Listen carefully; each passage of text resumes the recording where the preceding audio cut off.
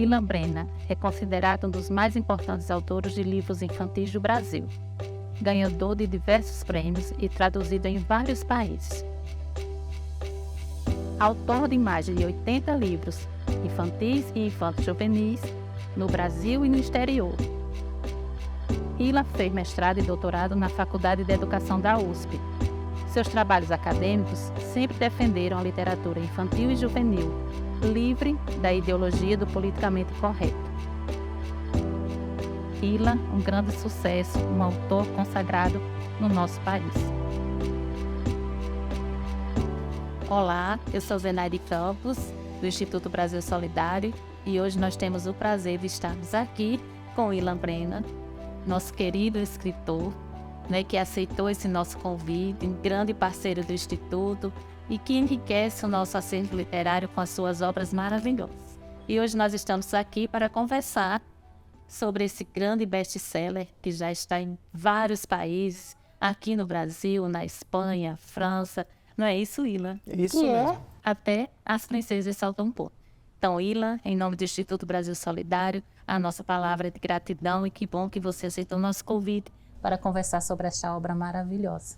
Obrigado, Zenaide. É um prazer enorme estar aqui com vocês, com o Instituto Brasil Solidário, que faz um trabalho importantíssimo no país, no Brasil, e agora, expandindo aí suas ações. E falar de literatura é falar sobre uma das ferramentas mais poderosas de transformação do ser humano. É um objeto que trabalha com linguagem, e tudo é linguagem.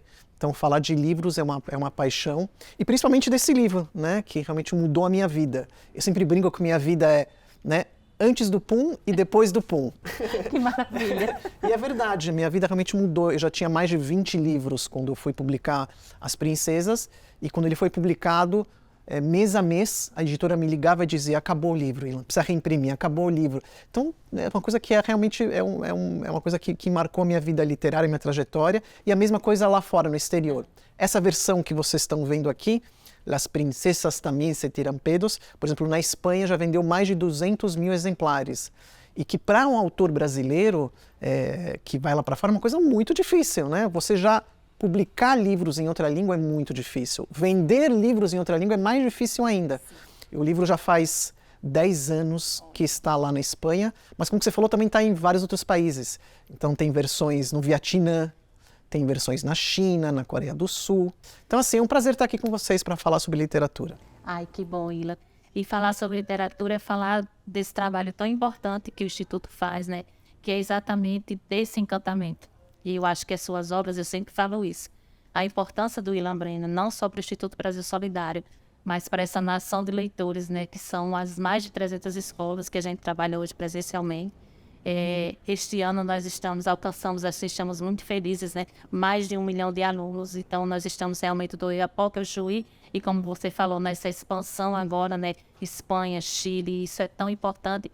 E ter esse encontro, suas obras chegar até esses outros países. E é exatamente através desse trabalho nosso, dessa riqueza que é você, como escritor. Mas, Ilan, nos conta um pouco. Vou contar como nasceu. Como nasceu esse livro aqui, que mudou a minha vida mesmo, Esse livro ele nasceu em o começo da gestação dele em 2007, então já tem um bom tempo, Eu estava na minha casa com minha esposa e com minha filha pequena, ela tinha na época 2 anos, e eu estava conversando com a minha esposa quando de repente veio um cheiro estranho na sala. E normalmente, assim, a minha esposa, assim, quando acontece essas coisas, olha pra mim, Eu não sei porque tá olhando pra mim. Ela falou assim: amor da minha vida. Ela falou pra mim: foi você? Eu falei: não. Eu fui muito sincero. Sincero vem do latim, sincera. Eu falei: não fui eu, se fosse eu diria: foi meu. Aí eu fiquei bravo com ela. Falei: foi você, não foi? Ela quase me bateu. Eu não faço isso. Eu falei: bom, se você não fez, quem fez essa bomba nuclear? Tava uma coisa meio pesada.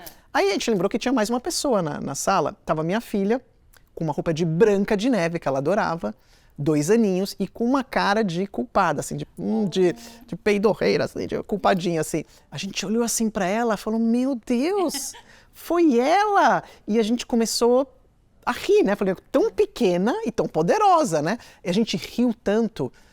A gente não devia ter rido tanto, mas a gente riu, vai fazer o quê? Que ela começou a chorar, porque a gente estava rindo dela, né? A Branca de Neve chorando. A gente estava chorando. Aí a mãe pegou no colo com carinho, falou, meu amor, não chora. Olhou para ela e falou, até as princesas soltam pum. Eu falei, repete essa frase. E é como uma pedra, Zenaide, que cai num lago e que vai abrindo aqueles círculos. Né? Então, veio a frase, até as princesas soltam pum, e de repente caiu uma história na minha cabeça inteira. Aí eu saio correndo, faço uma sinopse, que é um resumo do que eu vou querer trabalhar, e vou trabalhar durante semanas e semanas aquela sinopse. E depois de achar que está pronto o texto, eu mando para a editora, para a gente começar a trabalhar, precisa aceitar o texto e tudo mais, né? Então assim que nasceu essa obra, dessa forma singela, que tem a ver com o cotidiano. E dessa obra, uma curiosidade só, que é uma obra que eu falei que está muito traduzida, nasceu uma obra que só tem na Espanha, não chegou no Brasil. Eu já tô com ciúme. Mas vai chegar, uma hora vai chegar, que chama Las Princesas Pequeñas Também Se Tiram Pedos. As princesas pequenas também se tiram pedo. Também soltam pum. Que a editora pediu na Espanha para fazer isso, que é um livro cartonado para crianças pequenininhas. Então eu fiz uma adaptação, né, para crianças pequenas, então os personagens são menorzinhos, são bebezinhos, e saiu também agora de lá que é também os animais pequenos soltam pum. Então são animais pequenininhos, é o gatinho, tudo mais, né, mas isso só ficou na Espanha. Mas assim que nasceu, né, essa obra. Depois de chegar na escola, Laura chamou o pai e perguntou, até as princesas soltam pum? Por que você quer saber isso? Perguntou o pai curioso. É que na escola rolou uma briga. Mas antes de contar o que aconteceu, quero que você responda a minha pergunta. Acho que sim. As princesas soltam pum. Respondeu o pai com uma delicadeza. Não pode ser, pai. Na escola a discussão era sobre isso. O Marcelo falou para as meninas que a Cinderela era uma peidona. As meninas todas falaram que isso era impossível, que nenhuma princesa no mundo soltava pum. Mas desconfiei que o Marcelo tivesse razão. Mas pai, como você sabe que elas soltam pum? O pai, que amava livros e boas histórias, assim como a filha, se levantou. Foi até a biblioteca, olhou para a Laura e fez um gesto com o dedo indicador na boca. Era para eles ficarem em silêncio. Depois de um tempo, o pai encontrou um livro que parecia ter mais de 200 anos. O que é isso, pai? Que maravilha. E como As Princesas Soltam Pum são as suas obras que nascem do cotidiano. Exatamente, são obras que nascem do cotidiano, que é grande parte da minha obra literária. Eu diria que hoje 70% do meu trabalho está ligado a isso. São as obras mais traduzidas, mas eu também trabalho muito com reconto, que eu adoro, que são histórias antigas, que eu reconto. Tenho histórias da Índia, tenho histórias que eu conto da Turquia, tem histórias que eu conto da China, da África, histórias budistas, que são recontos, né? Histórias do Plutarco, que é um autor latino, então, que são para crianças maiores, né?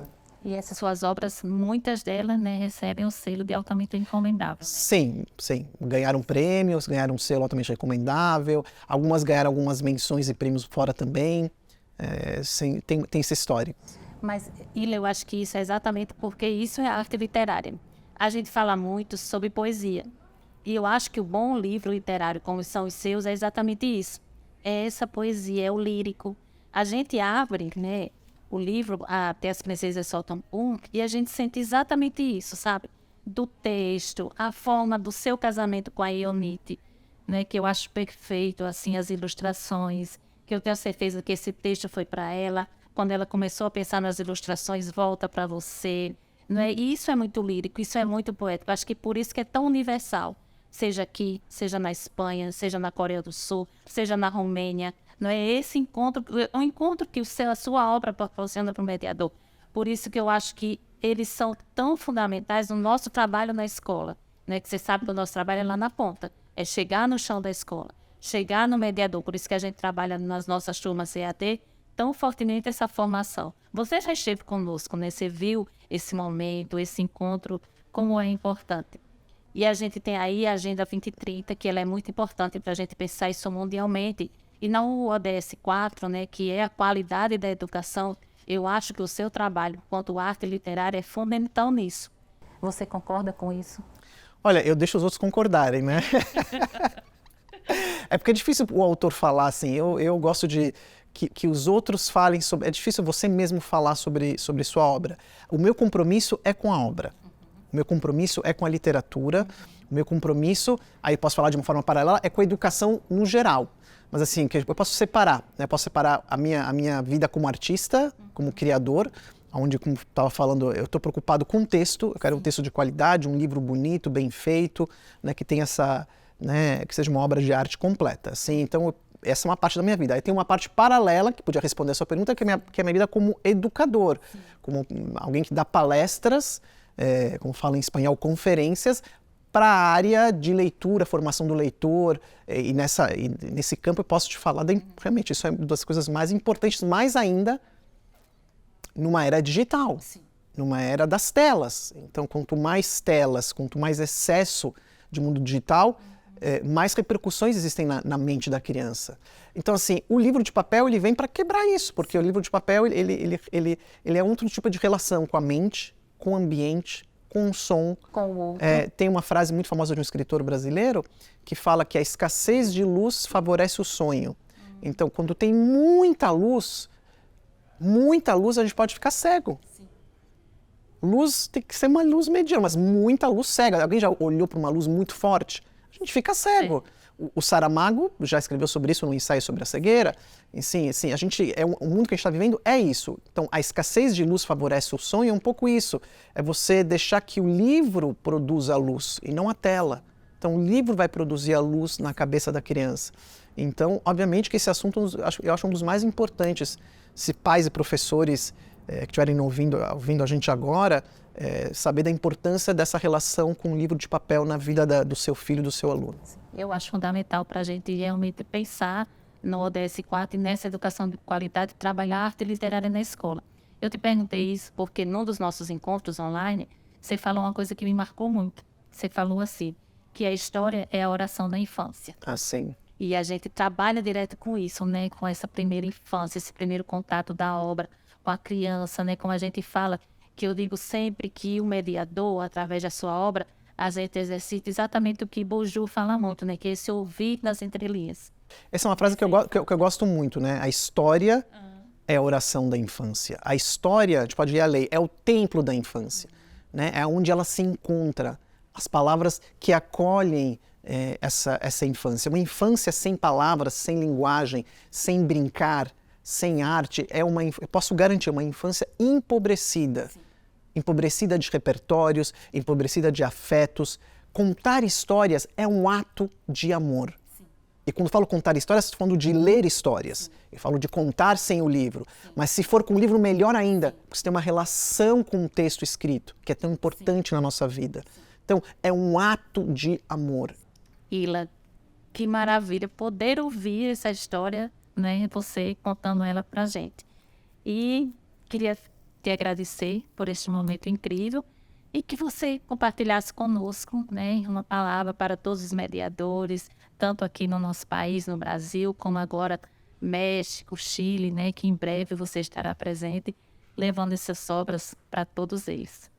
Bom, eu queria agradecer a conversa, né, uma coisa maravilhosa, sempre falar com o Instituto Brasil Solidário.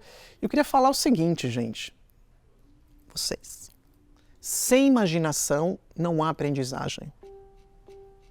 Sem imaginação, um país não se desenvolve. Quando falo imaginação, eu falo de literatura, falo de ficção. A criatividade, que é o que mais se fala no mundo contemporâneo, pós-moderno, a criatividade, a inovação, nasce na infância. Você abastecendo e alimentando o aluno e a criança de literatura, de palavras que estimulem a curiosidade, que estimule a criança a sair daquele mundo que ela está para um mundo maior, que é o que a gente mais quer. E de uma forma, como eu falei para vocês, uma forma organizada, mais tranquila, mais serena, com respiro. Então leiam muitos livros, formem leitores e se divirtam, isso é importante, se divirtam juntos com as crianças. Obrigada. Em nome do Instituto Brasil Solidário, a nossa palavra de gratidão por este momento incrível. O pai fez cara de mistério, Levou a filha até seu escritório, trancou a porta e disse baixinho, quase sussurrando: "Este é o livro secreto das princesas." Ao ouvir aquilo, o coração de Laura disparou.